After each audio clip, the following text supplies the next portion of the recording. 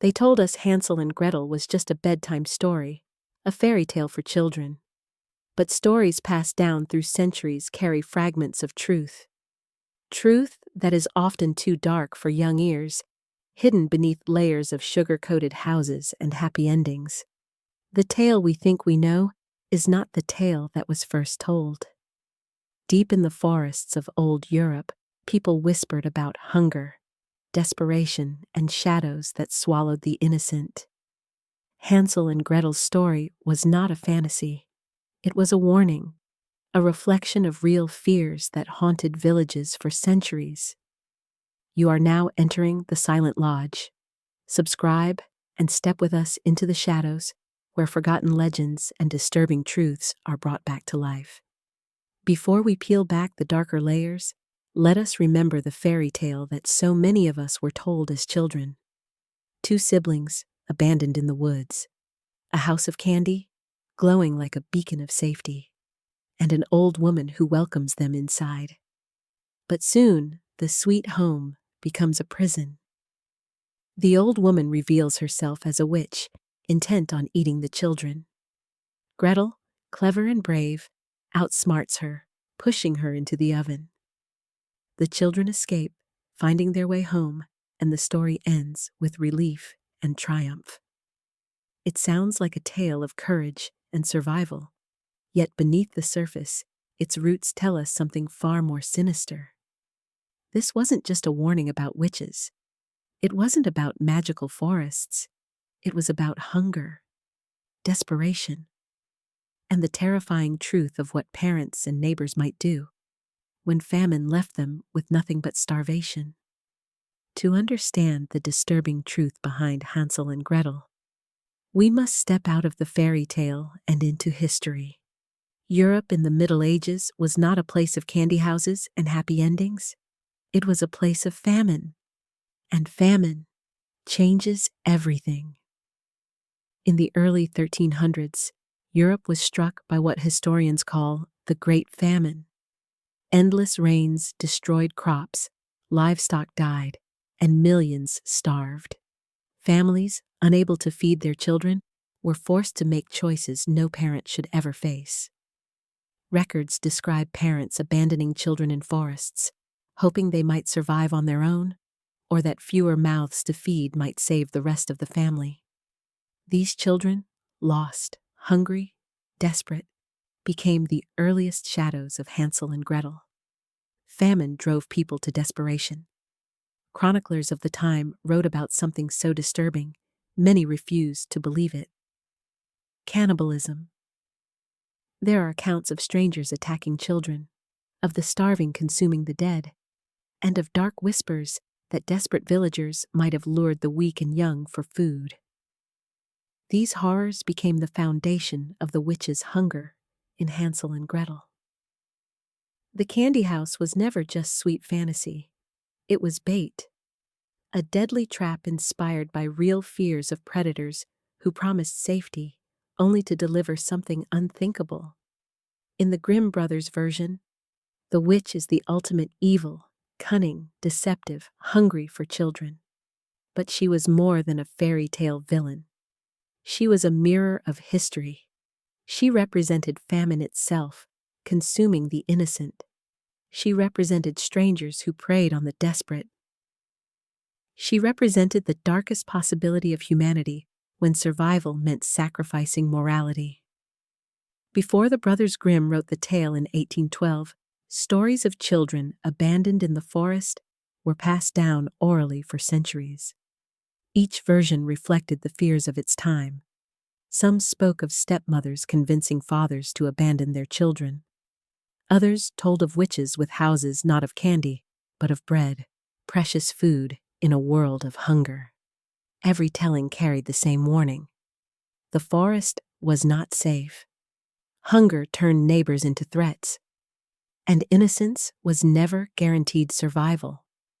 So when we hear the story of Hansel and Gretel, we are not just listening to a bedtime tale. We are listening to echoes of famine, of parents forced into impossible choices, of predators waiting in the shadows. The fairy tale was never meant to comfort.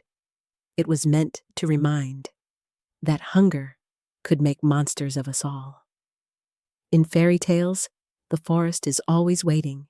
It is the place where children are lost, where witches hide, and where dangers lurk in silence.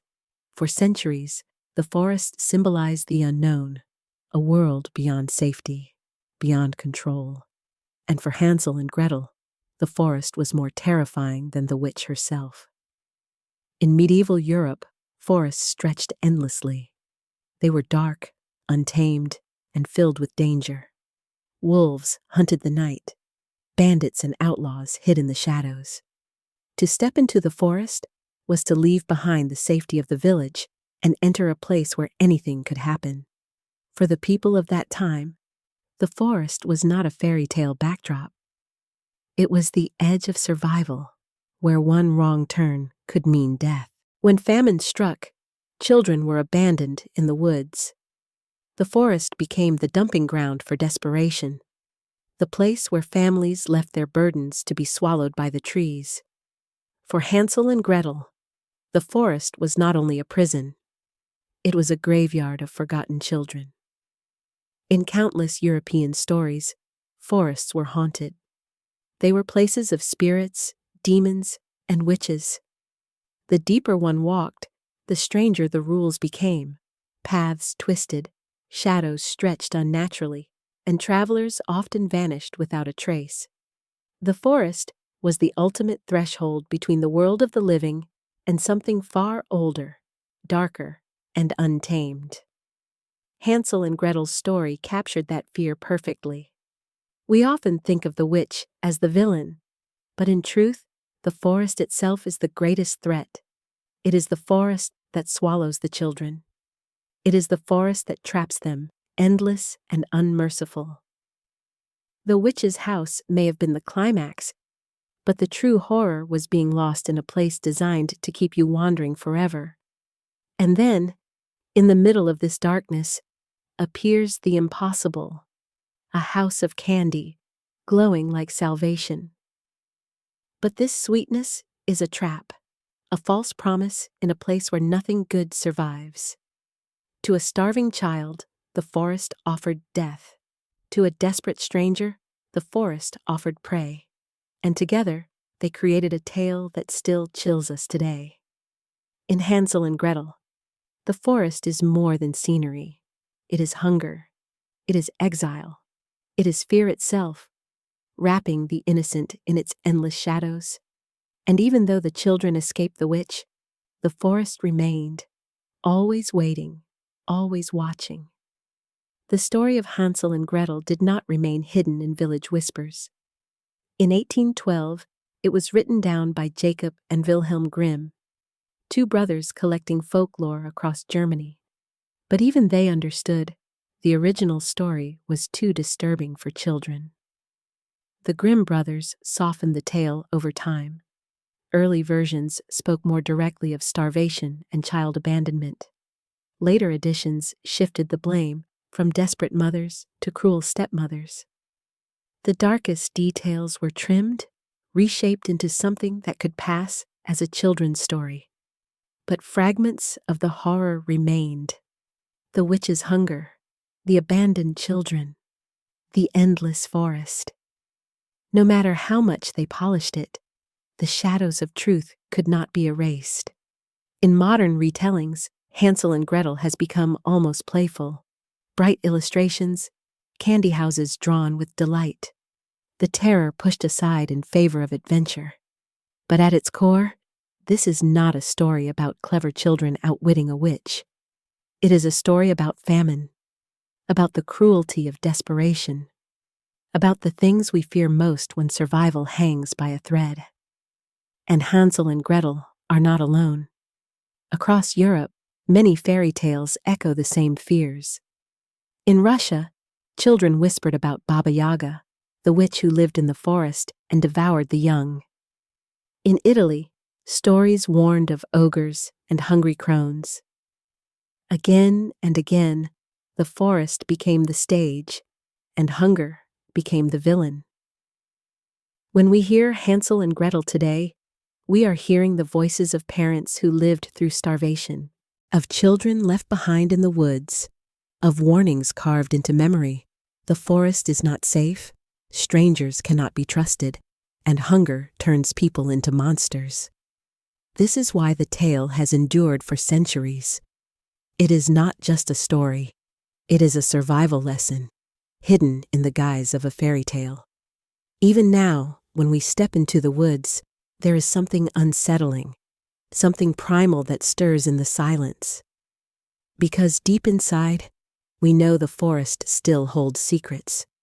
We know that once it swallowed the innocent whole, and perhaps it still does.